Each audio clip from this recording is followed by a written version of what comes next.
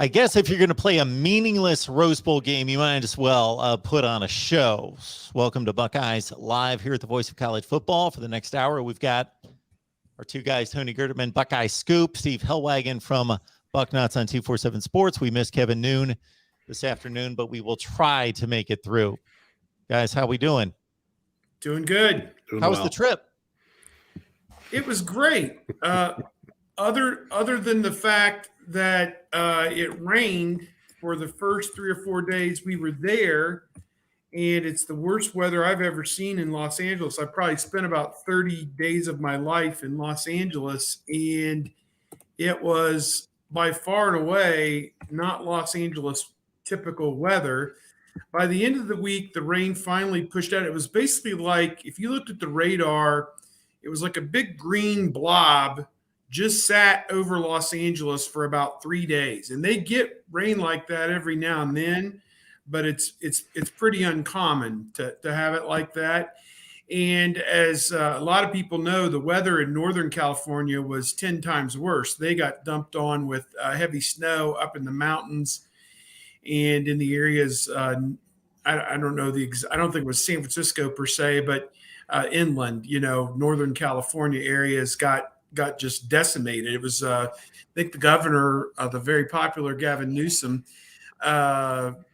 declared like 10 counties disaster areas. And here we are in Los Angeles just mad because there's, water falling out of the sky. But it was like 45 degrees and rain for 3 days. And it was like foggy. And I just have never, I know there's smog there, but I've just never seen that. And finally, by the Friday, the sun came out.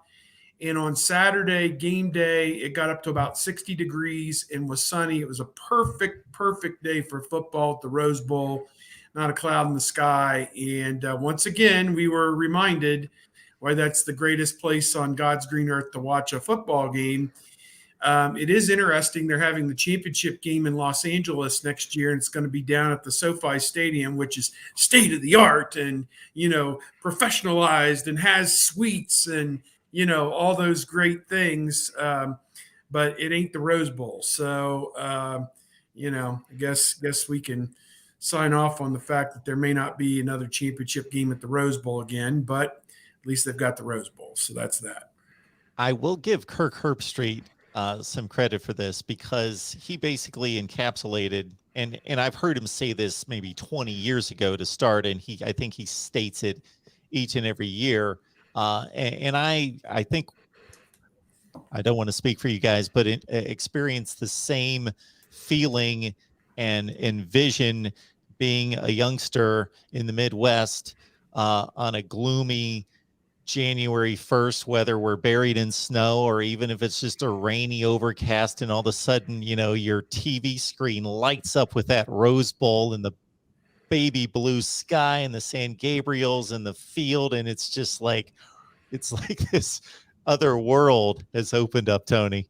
It is amazing. And somebody set up a time-lapse camera in the press box to get the change of the mountains, because that's one of the fun things is the mountains go from gray to orange to purple as the game goes on, and I'm taking like photos with my phone every 20 or 30 minutes just to get some mountains to capture the changes as well. And there's nothing like it. And just getting there and looking all around, and then the houses up in the mountains and everything, it was special. And the weather certainly cleared out just in time. Our flight home was delayed because our plane was coming from Santa Barbara, but there was ice. So they don't have de-icer in Santa Barbara. They just have to let the sun do its job. And, oh my gosh. So we were delayed by like an hour and a half as the sun melted whatever needed to be melted on that plane and to get us home. But yeah, it was as uneventful a trip as possible, which is always great. But then just being there, and the weather was rough, got caught in the rain coming back from a restaurant one day and just completely soaked down to the socks. But, that's, I guess, my experience. That's life in California, because I've said this before. I've been to LA now twice. The last couple of times I've been to Phoenix, it's been as warmer in Columbus at the same time. And that was the same case with Monday here. The Monday there, it was like, I don't know, 48, and then it was 62 in Columbus, and Columbus got its share of rain as well. But, that's global warming for you if you believe in such things, I guess. My Yeah. experience of Southern California is even beyond Steve's, where I've counted up at one point roughly how many days I'd spent in Southern California. It was something like 45 or 50. And I've never spent a day in Southern California where it wasn't beautiful. Beautiful. Even in February, remember sitting by the pool and it's like 82 degrees and there's not a cloud in the sky. But I know that they do have their rainy season. So Steve, to your point, it was a perfect day for passing weather-wise. So I don't know what the excuse is for not throwing for 600 yards, but they couldn't do it. Yeah, pretty crazy. Come up that short, get that close to 600 and not make it. But man, the first couple possessions were a little iffy for Ohio State. But after that, the dam broke open. And I think they realized, probably somebody up in the press box, that Utah had no matchup for Jackson Smith-Njigba. I mean, Clark Phillips did his best for as long as he could, but after him, they had nobody that could really keep tabs on Smith-Njigba, and he got loose. I will say this will go down as a neutral site victory for Ohio State, but it really should go down as a road win because, and Tony could attest, that when Ohio State was facing some third downs, it was as loud as any stadium that you would ever go to in terms of the Utah people making it difficult. They probably outnumbered the Ohio State people, and I'm going to be conservative when I say 4-1, but it may have been 5 or 6-1. Ultimately, we know that Utah sold 35,000 tickets through their school, whereas Ohio State sold 13. And then obviously, all the other tickets that are sold, through the Rose Bowl and different avenues, accounted for the rest of the fans. But Ohio State was definitely the villain in this one. And the heel pulled out the victory at the end, and no doubt about it, with the amazing play of C.J. Stroud, who he throws for 573 yards, is not the offensive MVP. He's got to be like, what's the guy got to do around here? And in all honesty, Reese Davis should have gone into business for himself and just declared them the offensive MVPs after that game. I know there's only one trophy, but they should have shared that award because that was certainly a 2-man effort and really an 11-man effort. I mean, when you come down to it, because he had great protection and just the greatest passing onslaught in Ohio State history.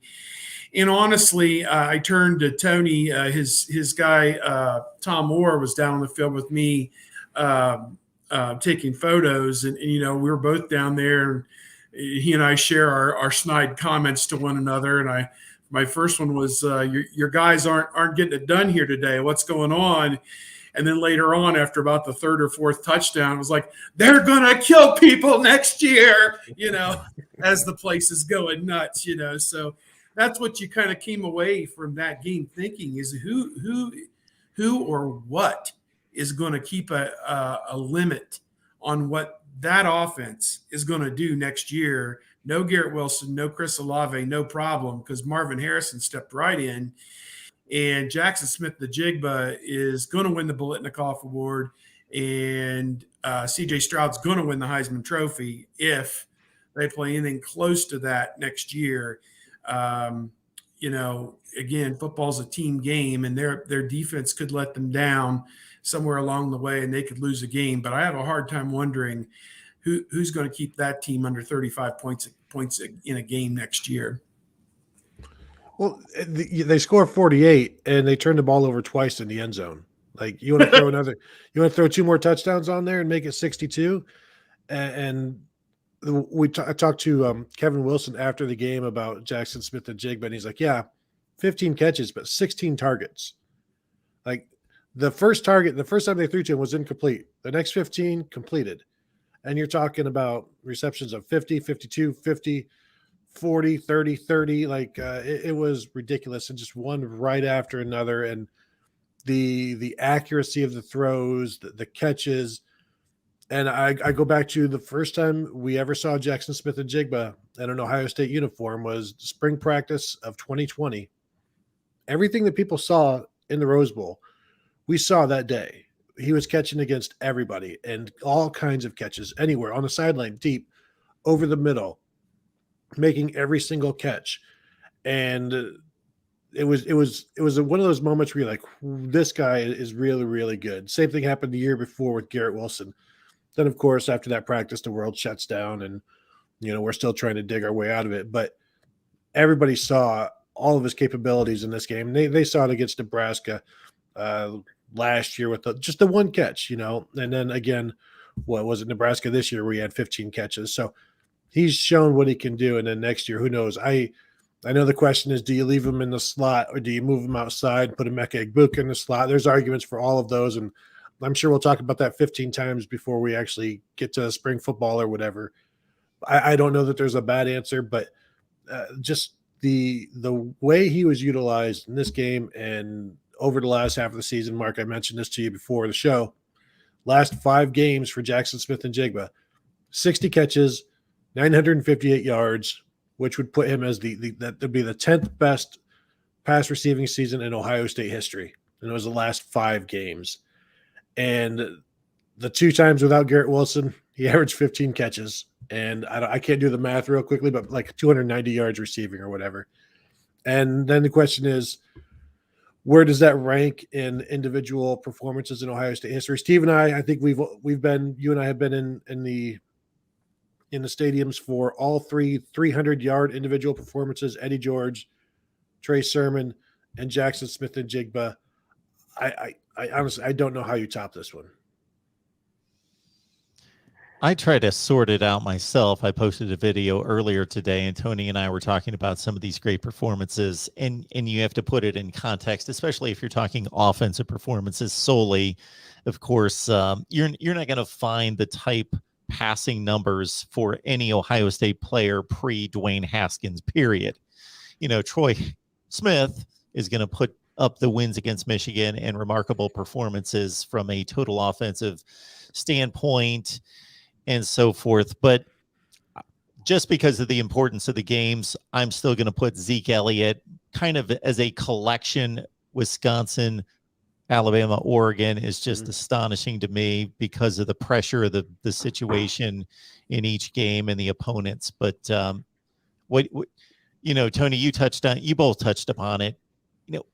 Any college football fan could grab in any particular weekend 5 to 10 box scores that would have crazy numbers because of the nature of the game. But the quality of the throws and catches, no. Yeah.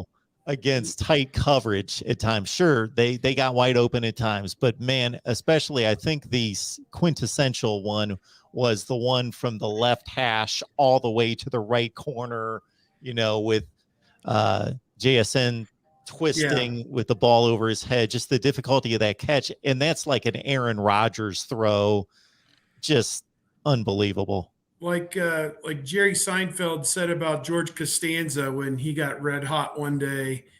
You're I don't know what's going on here. You're eating onions, you're spotting dimes. And George turns to him and says, I'm Batman. That's what Ohio State had gone. I don't know which guy was Batman. I guess Stroud was Superman and Smith-Njigba was Batman. I don't know, man, because they were putting on a clinic. And what was crazy was the one over the shoulder to the right came right after they had hooked up on one to the left on a 3rd down. It was like, maybe it was 4th down. I don't know, 3rd down or 4th down. And he runs a comeback route to the left sideline. And to hear Herb Street talk about it, it was kind of just, they read the defender. The defender was inside of him. He cut outside. If the defender had played the sideline, he was to cut inside. And Stroud made the Smith-Njigba made the right cut, and Stroud made the right throw, and the ball was there on time, and there's nobody around. And he catches it and converts the 3rd down. He gets up, or 4th, I forget which it was, and he stood up, and he's all excited and whatever. and then they put him in the slot on the other side, and you're just like, oh gosh, here, if you're watching the replay, you're like, oh my God, I know what's coming. I can't believe they just hit those two plays back to back like they did. And voila, I mean, they go over the shoulder and just incredible. I don't even know what to say. It was just an amazing situation. It was as good a quarterback performance as I've seen anywhere. And it wasn't just the passes to Jackson Smith-Njigba. He dropped some to Marvin Harrison. Emeka Egbuka really early on down the sideline, just so comfortable. And it was really, really effortless and impressive. And so impressive, you start to take it for granted. Like you put all of the focus on Jackson Smith-Njigba for all of it. And because that late touchdown pass to Jackson Smith-Njigba was pretty much in line with where we were sitting in the press box, at least where I was. And just incredible ball placement, incredible catch. And that these are throws that you marvel at, and you have to appreciate, because it's not normal. Now, I said guys that could do that, the last two quarterbacks, but it's not normal, so it should be appreciated. And now you have people saying, will it be Jackson Smith-Njigba or CJ Stroud as the Heisman favorite next year, along with Bryce Young? And I think you still go with the quarterback, just because it wasn't just Jackson Smith-Njigba. It was everybody that he was firing to in places where they could catch the ball and do something with it. Is there any thought that possibly we talked about incentive, motivation, that sort of thing. So they come out, they get knocked around at 14-0, that maybe they weren't quite ready to play. And then maybe they got punched in the mouth and thought, hey, while we're here and we really don't like, looking bad on a national stage, let's kick it into gear. Well, and talking to the players afterwards, talking to Cade Stover and Tommy Eichenberg, like they went into halftime with no thought that they were going to lose. Like they were totally confident. They were talking a big game that they were definitely going to win. And at that point, they were down 35-21 and had been just run over, but the confidence was still there somehow. And but it was, you start seeing the way things are going early on, and it's like, well, I guess they didn't want to be here. But then the offense starts clicking. But the defensive guys were all talking about how they weren't going to let that happen, and they did want to be there. Everybody wanted to be there, and they did a little bit of talking at halftime. Players did, most of the talking, and talking about the culture that they have to uphold, the standard, all of that stuff. That really, I think they showed it then in the second half. Held Utah to let me see here, just real quick. They had about 140 yards of total offense in that second half after posting 320 some in the first half. So they really, really shut them down in that second half and did exactly what they set out to do. It just took them a little while to get it done. But I thought the obviously the offense was impressive throughout. I thought the second half defense made some key tackles. They got physical, and they kind of set the tone throughout that game. We'll check out our first question here. I believe Steve's ready to check back in. We've got Sue asking, and we appreciate Sue being here while she's at the doctor. So, Sue, good luck there. But when is the first news conference with Jim Knowles? Any date yet? No, we have not heard or seen any kind of indication of that yet. There was some talk that maybe his first day at Ohio State would not actually be until tomorrow, January the 6th. So I think that that is something that could be in the offing sooner rather than later. I would think within the next week that would probably happen. But I think it could also be a case where Ryan Day and Jim Knowles want to have time to sit down with the four remaining defensive assistants, which I lapped the special teams assistant Parker Fleming in with Al Washington, the linebackers coach, Kerry Combs, the outgoing coordinator, who's been a secondary coach, and Al Washington, linebackers, Parker Fleming, Kerry Combs, and Larry Johnson, the defensive line coach. May want to sit down with them and chart out a plan as to who of that group is going to be retained before they go public with any grandiose ideas or plans. It could be a case where the 5 of them come together and make one group appearance and for God and country and say we're all in this together. Let's go win it all next year with these 5 guys. And we don't know. On the outside, we don't know. What we don't know is how does Ryan Day view the 4 remaining defensive assistants as recruiters, developers, team players, and everything else that goes with it in terms of schematics. We just don't know. I mean, he's never going to tell you that assessment, his own personal assessment of these people. Jim Knowles is walking into the situation sight unseen. He may have a hotshot defensive backs coach that he wants to bring with him from Oklahoma State, or somebody he worked with at Duke or Cornell, or somebody knows, somebody's brother, cousin, uncle, son, I don't know, that's been recommended to him, somebody that he knows and appreciates. So we don't know how it's going to be structured for 2022 other than he's the coordinator. I am of the assumption and belief. Now, there are people who say that Larry Johnson is going to retire. There are people who have said that.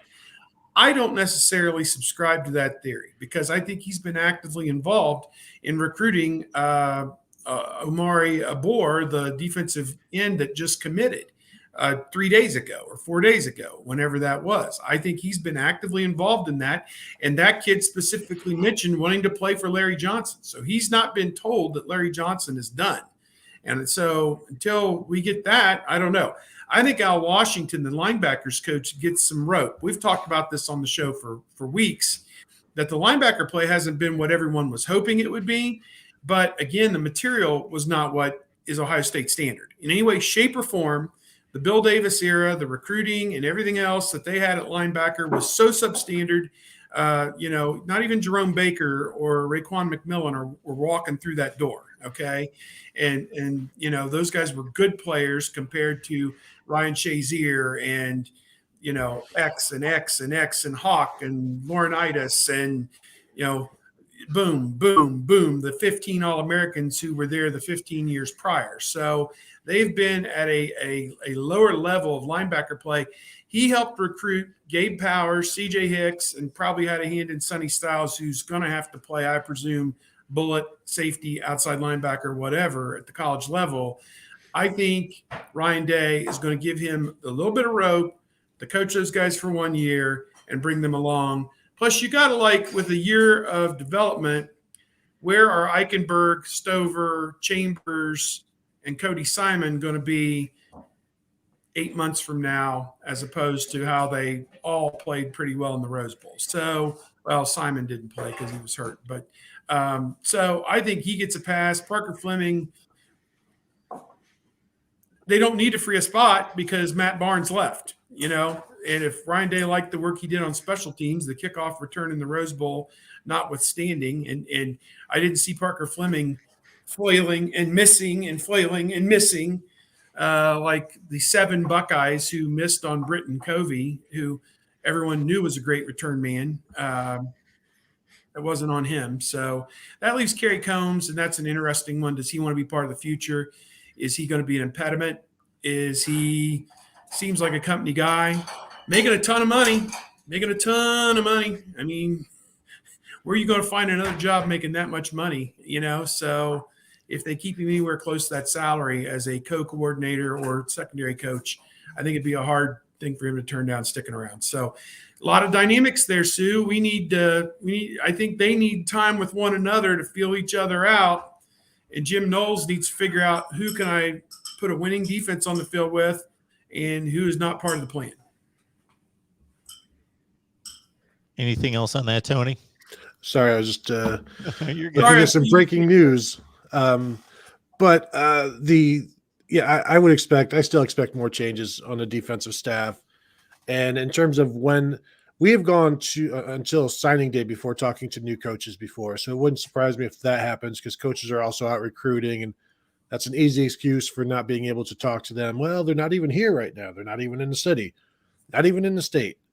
And so wouldn't surprise me if that's just something that waits until signing day, because there is still going to be stuff being settled. And I almost feel like the longer you go, the better the answers will be in terms of talking about personnel, talking about the defense, talking about the coaches, because and I said this on my own podcast, Steve, you'll understand when we talk to the quarterbacks and the quarterback coach on the first day of practice, and they all just say, well, it's too early to know anything at this point.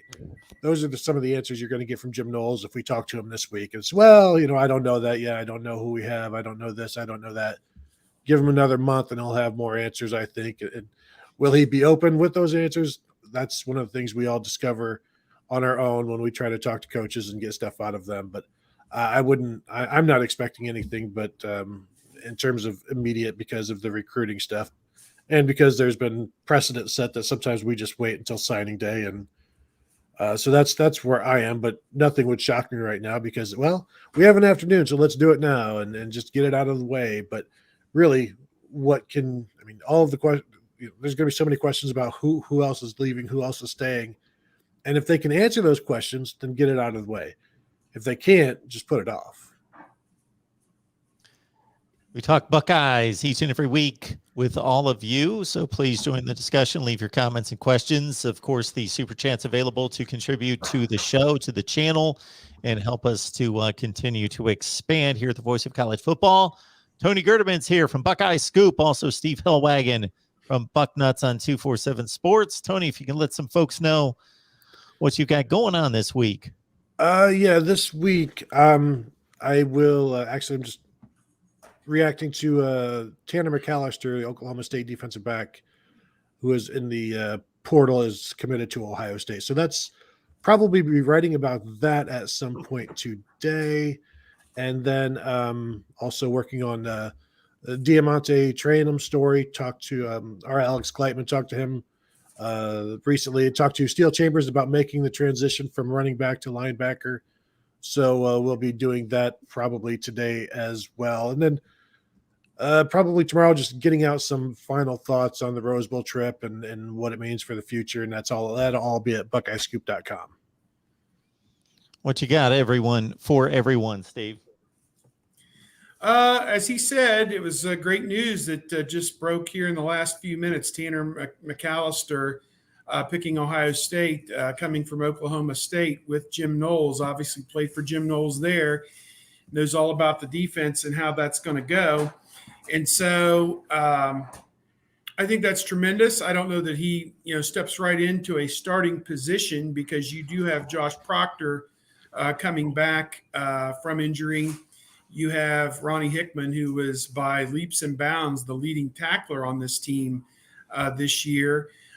You've also got Bryson Shaw, who played quite a bit as well. He could be the odd man out in this this musical chairs thing. So I think that, and you have Lathan Ransom, who got injured in the bowl game as well and just had surgery. So you got four pretty good safeties there. I think you're pretty well set at corner as well with Cameron Brown and Denzel Burke, who did a bang-up job. Two nice freshmen, Ja'Kalen Johnson, Jordan Hancock, also going to be in the running next year. So to me, secondary has gone from a liability to I think the heart of the defense at this point. Tony, I'll throw it out there, and I'll let me just say I'm at Steve Hellwagon on Twitter and bucknuts.com to throw out the plugs. And I don't really have a whole lot going on other than I flew from the Rose Bowl to Nebraska, covered the overtime basketball game on Sunday night, then flew home to Columbus on Monday. All that travel went so smoothly. It was great, even though the weather when we got to Omaha, from as bad as it was in LA, it was 10 degrees in Omaha, which I can tell you that felt really freaking cold. And then we get to Columbus and it's okay, no problem with the weather, et cetera. But I'm going back out on the road tomorrow. I'm going to Indiana for Ohio State at Indiana tomorrow. So we'll have all that coverage tomorrow. But what I said in my chat today, Tony, and I'll just, you guys, we can discuss this. To me, if I'm Jim Knowles walking through that door, I think there's not a job in the front seven at Ohio State that has been locked down by anybody. In fact, are you going to play 4-2-5? Are you going to play 4-3-4? What is it going to be? I think you have to establish that.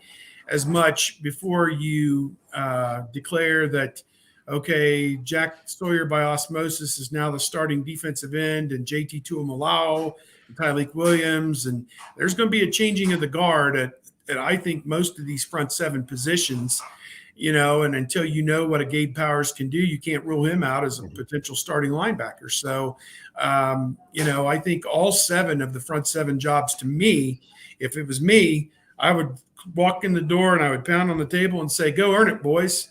Go to it. There's no sacred cows this spring. Everyone in here is in the running to start. Go. No, I agree completely. And not knowing what Zach Harrison will do yet, if he's gone like in the front four or in the front seven, like the JT Tuimoloau might be the safest bet to start, because you don't know whether it's going to be Cody Simon or Tommy Eichenberg. Steel Chambers obviously lit some numbers up, but he's got to do it again, and he's going to have some competition. Like overall, and we talked about this on our podcast a couple of nights ago. How many guys on this defense right now would you consider championship caliber? And I don't know if it's anybody beyond Denzel Burke right now. Like a lot of guys got to get better. A lot of guys got to prove themselves. And I'm with you, Steve. I think everybody is up for grabs. Now, Jerron Cage at the nose, he's going to be, I assume he's coming back. He'll be the most veteran of those guys, but Tyleik Williams needs to play. And when he does play, he plays well. Teron Vincent played maybe his best game as a Buckeye in this game. So, but I don't know up front that there's anything going to be set. It's just going to be a rotation again. Where does Cade Stover fit in? I don't think he's going back to offense. Is he fit in that Leo role, the stand-up defensive end? And where does Zach Harrison fit? Is he a strong side defensive end in this defense? Because if you got like the weak side defensive ends, you got to have Jack Sawyer in there in some way. We tried to put a two deep together and our starting lineup, like who's going to start against Notre Dame, and it's just like, this is futile. This is there's it's all too a many guessing variables. game. Yeah, absolutely, and you don't even know who's coming or going yet. And there's so many variables to it, but all of these jobs are open, and there may be nobody's safe, but like there are some betting favorites. Like you would expect Steel Chambers to keep his job, and if Zach Harrison is there, you would expect him to start, but other than that, there should be too much competition right now for defense that wasn't as good as it should be, and it was maybe the worst of the last 4 years. Like how many, and that's saying something when you consider 2018 as well. Like, why should anybody be safe? Guys, I've been covering this for almost 30 years. I've been watching it for about 45 years. I don't believe I've seen a worse 2 quarters of defensive football than what we saw in the Rose Bowl from Ohio State. 28 points plus no tackling on a kickoff return. You want to talk about the absolute – that run by the quarterback may go down as the single worst defensive play in Ohio State football history. The only other one that really comes to mind, and Mark might remember this, Earl's fate was finally sealed when the tight end from Iowa caught a ball deep down Marv the Cook. Marv Cook. Marv Cook or whatever. 4th and 29, was it? Yeah. It was ridiculous. Fourth in career, basically. And they complete that pass, and that was the end of the line for Earl Bruce. And to me, that quarterback run, I mean, it was so bad that when he got free going down the sideline, he didn't even need to sprint. He was the quarterback was jogging home because no one was there to I mean, that is as bad could possibly be. So there are no sacred cows on this defense, guys. Denzel Burke is maybe it. Cameron Brown, if he's healthy. Ronnie Hickman. As I said, the secondary is not the concern to me. But even Rodney Hickman gave up a touchdown. I mean, his tackle numbers have dropped since he's had to move to the safety a little bit. Yeah. But can he handle being a strong safety, a second safety? That's a good question. This kid they're bringing in, Tanner McAllister, listed like – now our database is probably from his high school days. It says 5'11", 180. My guess is he's closer to 200 pounds. I don't know what they listed him at Oklahoma State. But a 2-year starter at safety. And, part of the solution, I think, at Oklahoma State, how they were much better defensively this season. And put his name in the portal, I don't believe played against Notre Dame. So their defense was putrid against Notre Dame without Jim Knowles. So whatever, we'll see how he fits in. But, another veteran hand, to me, you made the comment a minute ago, Tony, it's not a championship caliber defense. And I still think I like DeMonte Trianum, Ohio kid coming home, you can always go home. Great feel good story. But this just, converted running back playing linebacker just feels like a Band-Aid being put on it. As I've said on the show any number of times, if he's not an all conference guy, I want a guy who started 12 games. I want a guy who had 100 tackles. I want a guy who had 10 sacks. That's where the bidding begins. Don't come to me. This guy from Albany was thrown out there, and then you look, against Syracuse, he had 4 tackles and no sacks. Well, they're playing better teams than Syracuse. So, caps and sleeves, man, caps and sleeves at this level. This is national championship. This is your window. 2022 is your window. CJ Stroud, Jackson Smith-Njigba, this is their contract year. They are done. 1 year from now, they're preparing for their last game, and they are gone. That's it. And so if you don't win it in 2022, I'm not sure what year you think you're going to win it in. Yeah, and the good news is you don't have to have a championship caliber defense to win a championship. Not with that offense. So there is that. Or you cannot have a championship caliber defense like Michigan and not win a championship. But they almost had a championship caliber offense. They're just volunteers. So the deal on Tanner McAllister, actually, Steve, he did suit up in the Fiesta Bowl and made 5 tackles and a pass defensed. So he showed up on campus as a cornerback originally, played 5 games there, 41 total games. And as Steve has pointed out, he is a safety, and he has pretty much logged all the starts at Oklahoma State as a 3-year starter, 42 tackles this past year. Doesn't meet Steve's standard, but 42 tackles. Safety's a little different than a linebacker, 50. Let's call 50 for a safety, but whatever. So I'll take this guy. 20-some starts, 20-some starts. You don't turn down somebody that's got that experience. So sure. Won a Big 12 or played in the Big 12 championship game. And has played in big games. Yeah, absolutely. Absolutely. So speaking of prospects that with no experience because they just committed this past week, we've got Carson HINZMAN, who you guys set us up with on the last show as being down to Wisconsin, his home state team, coming from Hammond, Wisconsin, as an interior offensive lineman, choosing either the Badgers or the Buckeyes. And so, Steve, we'll kick it to you. We've got 2 commits. You can take either one or both with Carson HINZMAN, the offensive lineman from Wisconsin, and Amari ABOR, the Duncansville, Texas edge rusher coming in. Yeah, two huge gets for Ohio State for the 2022 class. Those guys will be freshmen this coming year. I'm not sure whether either of them will be enrolling. The winter semester or the spring semester at Ohio State starts on Monday. And typically you could still get to campus and start classes by Wednesday or Thursday of next week if you wanted to. I know with Amari ABOR from Duncanville, Texas, he announced during the Under Armour All-American game this past Sunday on, I think it was on ESPN. He is the number 38 player overall in the country. So here you are, another top 50 player. Will fit right in with the collection of Jack Sawyer and JT Tuimoloau, similarly ranked. Number 4 at the edge defensive end position from Duncanville, Texas. He's listed 6'4", 240. My guess is he shows up around 250. It could be another speed edge rusher type guy. And you can't have enough big, strong, fast, athletic guys who can rush the passer. There's just not enough of them to go around, as Ohio State saw this year. So he's a tremendous get, and obviously picked the Buckeyes over all the teams in his footprint in Texas and everywhere else in Alabama, Georgia, and everybody else that offered him. Carson HINZMAN, an interior offensive lineman. He is from Hammond, Wisconsin, St. Croix Central High School, 6'4", 280. He projects as a guard. They have 3 tackles in this class right now with Tegra Tashbola and Avery Henry from Ohio and George Fitzpatrick from Colorado. They really needed another guard in this class.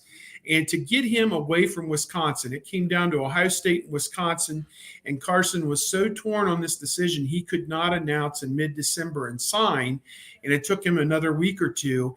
And I don't have this, I can't lock these details down, but the way I understand it, the offensive line coach for Paul Chryst at Wisconsin has left to become offensive line coach or some type job at Virginia Tech, potentially.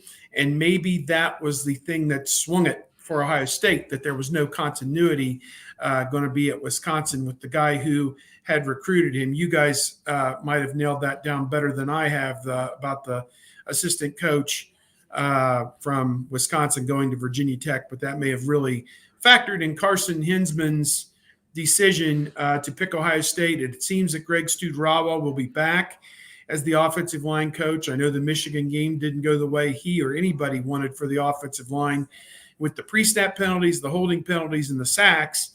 But one bad game out of however long this guy's been here, 5 years, isn't quite enough to get him out of that job, I don't think. So, plus, I think they're set up. Tony, I'll set you up, Tony, one more time. I'll set the pins up and you can knock them down.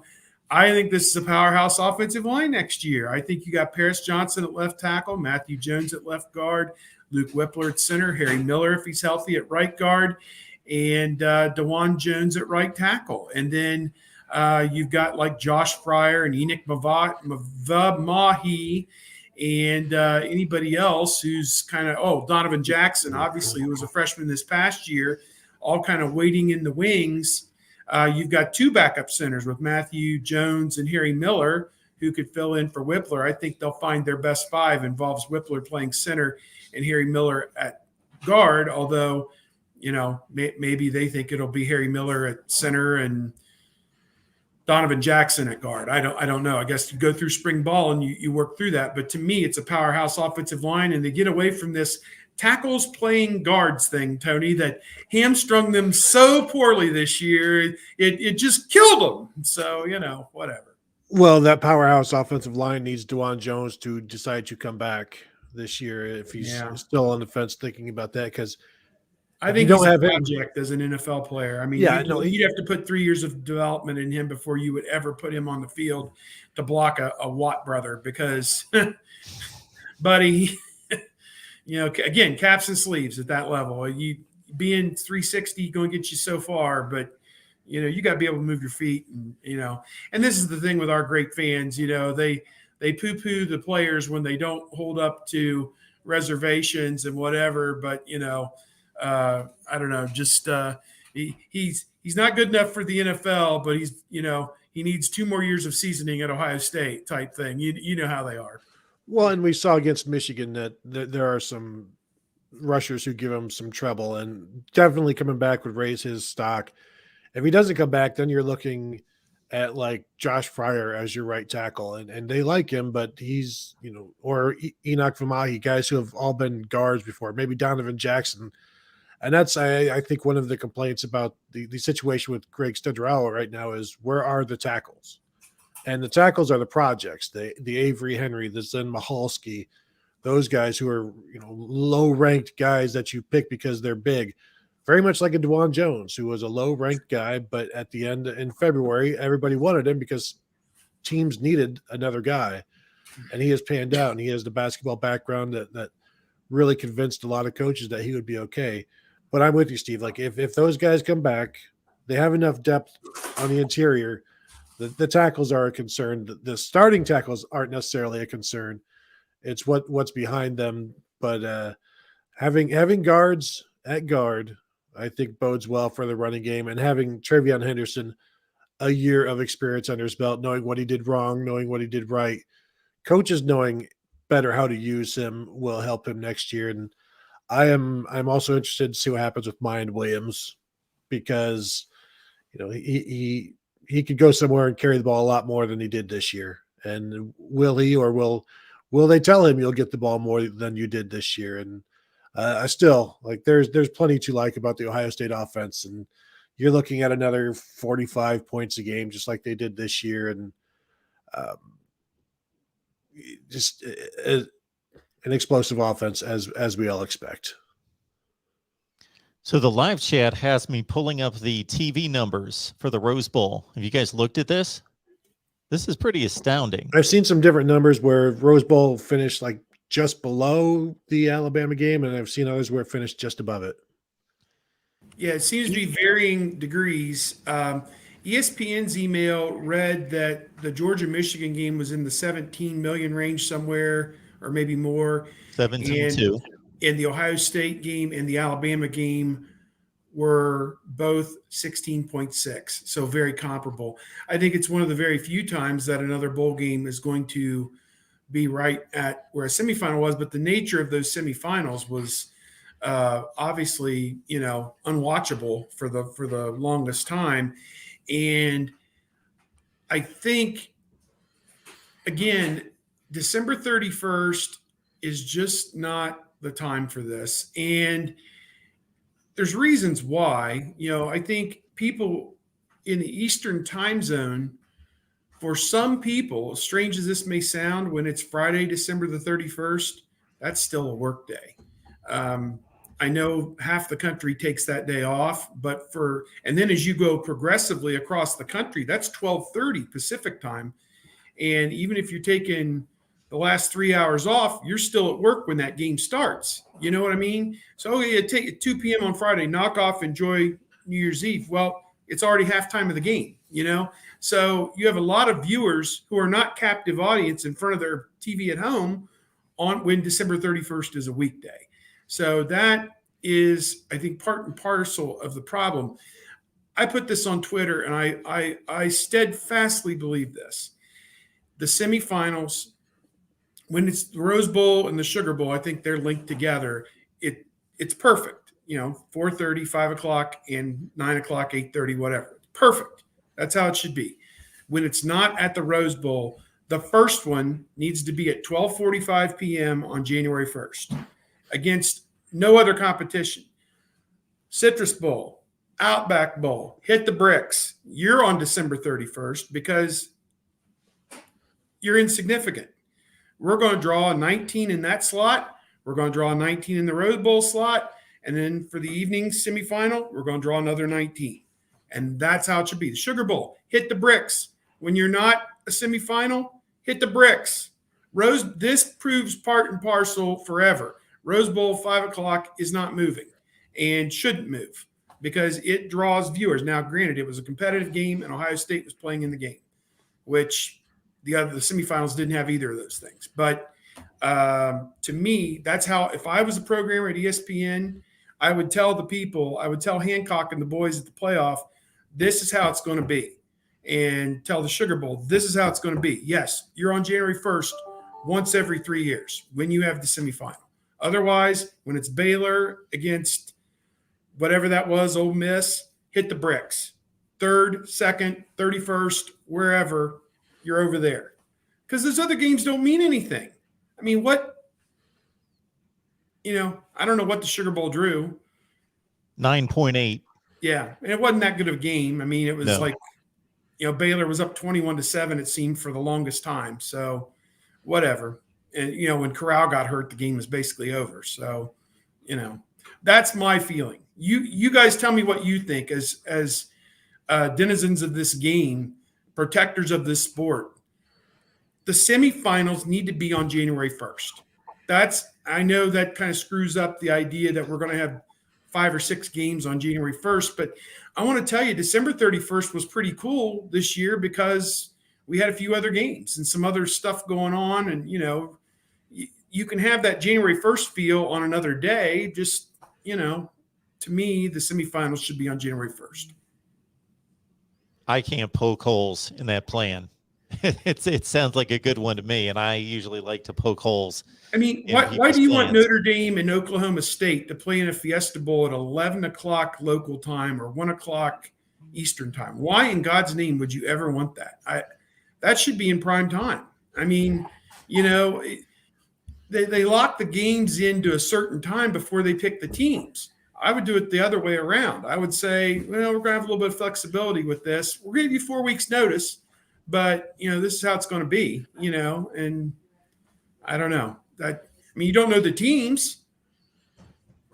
So I don't know. Maybe they have to screw up the hotel situation. I don't know, but Well, the schedule, the bowls have moved around dates. Like they've not all been January 1st and whatever. Yeah. So there's precedent there for moving stuff With around. all of when them. the Saturdays and Yeah. Sundays fall too, because you can't go on Rose Bowl's Sunday. been on the 2nd.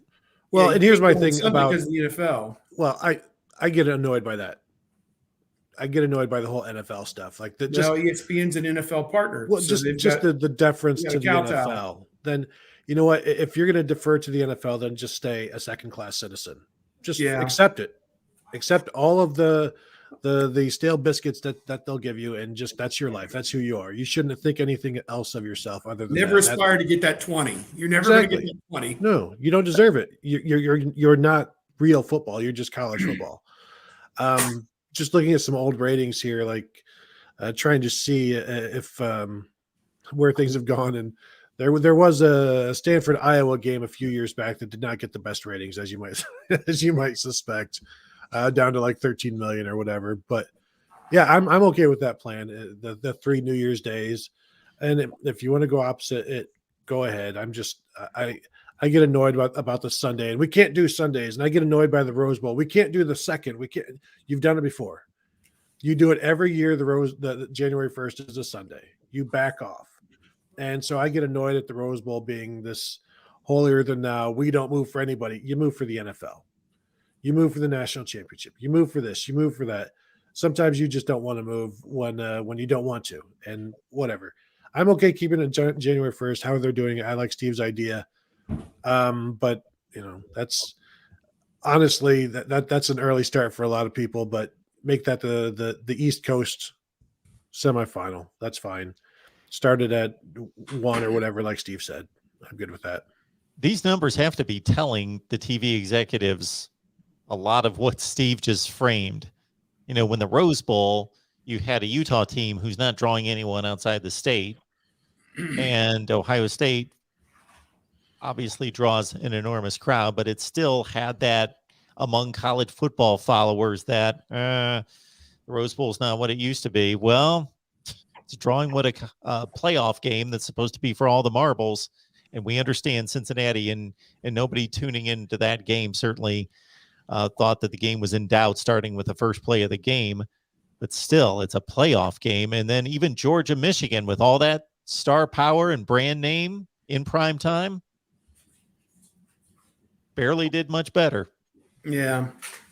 I'm of a mind that ESPN would have a tremendous synergy and all day platform on January 1st, and could, it's not out of the realm that they could do 2020. I mean, it really is a perfect storm. If the games have to be competitive and the teams have to be good draws for something like that crazy to happen. But, if I was a Big Ten commissioner who is trying to wrangle every last dime out of that next playoff TV contract, in alliance with the ACC, SEC, Big 12, whoever, there are certain things I would stipulate and certain things I would say, look, I don't care what, I don't know who's driving this train. It just, I don't know. It doesn't make any sense to me, but, I guess there's a lot of things in this world that don't make sense, but, on the playoff, we were having very spirited discussions sitting around the media lounge, swilling our free beers for 2 or 3 nights there. Not you, Tony. I know you were drinking Dr. Pepper, but just about if when the Blue Ribbon Committee came back and said they wanted 12, and they were sending that out to coaches, players, athletic directors, university presidents. And several months have gone by and they haven't ratified 12. What does that tell you? It tells you that the coaches, the players, and probably the university presidents are all saying no to 12 because it's just too much upheaval with the schedule. You've either got to back the schedule up and start it a week earlier in August or go a week later in December, one way or the other.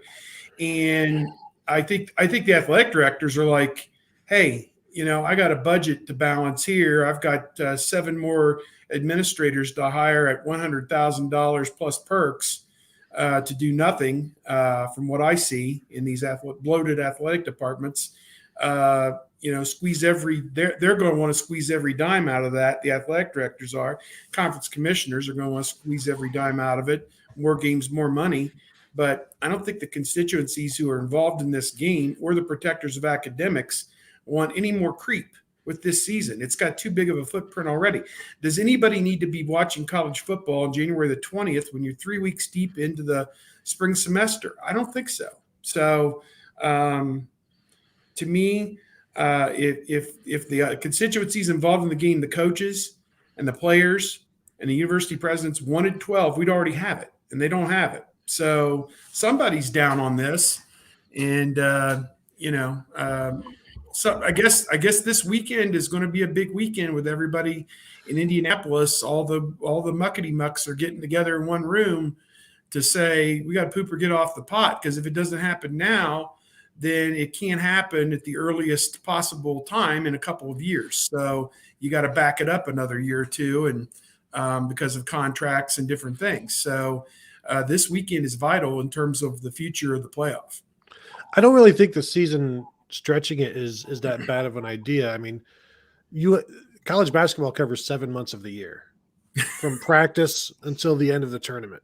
I mean, practice starts in October, games start in November, and they end in March or April. And that's April. Yeah. That's a long, long season. And football obviously it's more violent and more physical, and practice starts in August, and then you're done somewhere in January. Most teams done in December. Most teams actually done in November, to be frank. So I think adding another game or so is fine. And it's just going to be for a certain number of teams. But it sounds like the SEC is completely against auto bids for conference champions. And I think auto bids for conference champions would be good for everybody.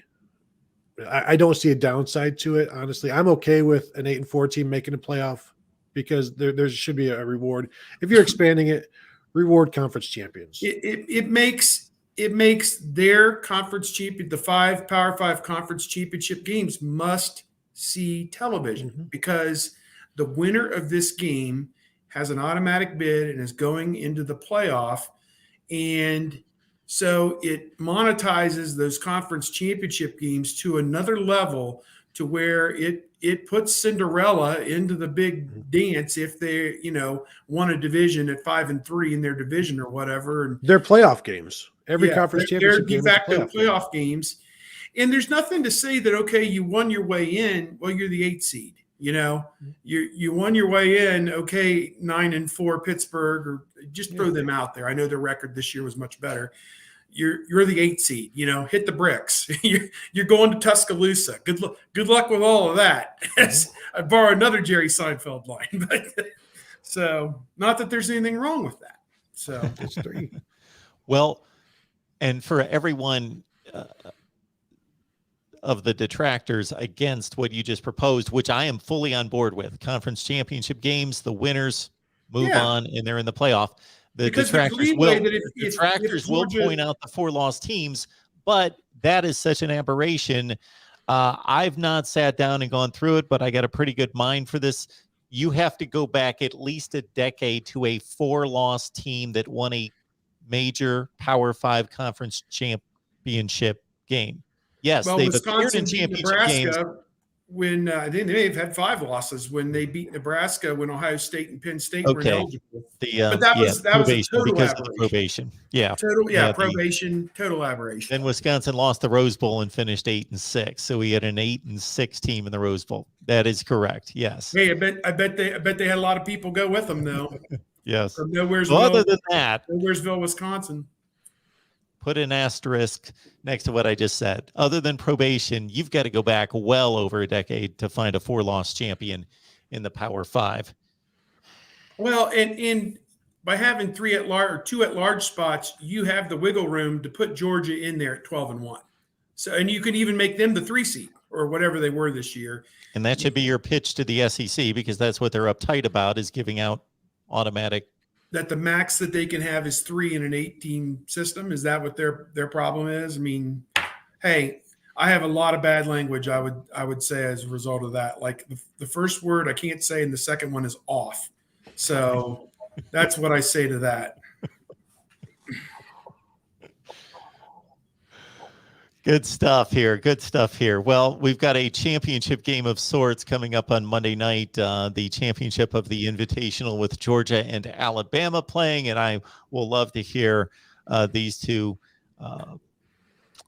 compare. How about them dogs? Compare the Buckeyes and Alabama and Georgia. We'll do that next week. I just been want a to long get your time since Big Hirsch. I want some new blood. Although that makes as they said, that makes Georgia a made man. If they win it, they become the new Clemson, who's new money, old money, and yeah, you got another one. But coincidentally, I've always considered Georgia to be the Clemson of the SEC and the Clemson to be the Georgia of the ACC, because they're very, very similar programs. Could never get over the top until Clemson started to do it. Now can Georgia catch up with their mirror image from the ACC? And just because I can take the liberty, and it's only going to take me 15 seconds, nobody else probably cares about this, but while we're talking about bowl scheduling, that irks me in particular, it's the New Year's Day scheduling of the Outback and the Citrus at the same time, Big Ten SEC games. So for the Gasparilla Bowl and the Cure Bowl and the First Rate Mortgage Bowl, they're all exclusive TV windows. But then you get the Big Ten and the SEC together, and you've got quality teams, 3rd and 4th place teams playing. And at least those two, and for a number of years, as you guys know, the Gator Bowl would have an SEC Big Ten. We'd have 3 of them playing at the same time. Drives me nuts. I hate it. I even had an email exchange back and forth with Mark Shapiro, who was running ESPN at the time about 12 or 13 years ago, because I just said, this is ridiculous, because you've got to explain this to me, because if you're an Ohio State fan and you're watching Ohio State play Tennessee in the Citrus Bowl, but you're still interested in wanting to watch Michigan and Wisconsin play because they're the type teams you want to see, or on the flip side, you're Tennessee and you want to see Florida and Georgia play, you can't. You need 3 televisions. Go to a sports bar that's open on January 1st. He just called it appointment television. It's a throwback, as a lot of us can recall back when I was young. The broadcast networks, CBS would have the Cotton Bowl going, NBC would have the Rose Bowl or the Fiesta Bowl going. And ABC would have the Sugar Bowl, or the Orange Bowl was at night. Sometimes there were 2 games in prime time. The NBC had the Orange Bowl, and ABC had the Sugar Bowl in prime time. And then during the day, you had, there were 7 or 8 bowl games on January 1st at one point. I'd have to go back and look at what some of those schedules looked like, but it was crazy.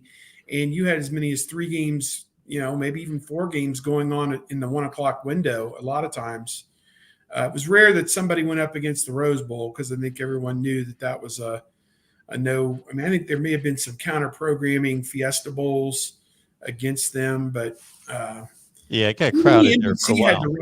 NBC had the rights to the Fiesta Bowl, and they were smart enough. I remember Ohio State Penn State Rose or Fiesta Bowl in like 83, 84, 85, somewhere in there, was played on December 28th. So they got it off of January 1, but I assume probably did a good number on, whatever day that was. I'm not mistaken, Ohio State Penn State, the 1980 Fiesta Bowl was played on Christmas Day. I thought it was the 28th, but I could be wrong. I thought they played on Christmas Day. That's I'm possible. going to double check that. Double check it. So I remember traveling to my grandma's house. Anyway, it's a whole thing there, and I missed the first quarter, and I was pouting in the car. So, all right. Yeah, it did get crowded, Steve. As you mentioned, when we were little tykes, it was pretty well cleaned out besides even if you go way back to those early Sugar Bowl, well, early for us, Sugar Bowl days of the late 70s, early 80s, they were playing an afternoon Sugar Bowl game at like 3:30, something in that range. But then that quickly moved to the primetime window opposite, yes, NBC's Orange Bowl.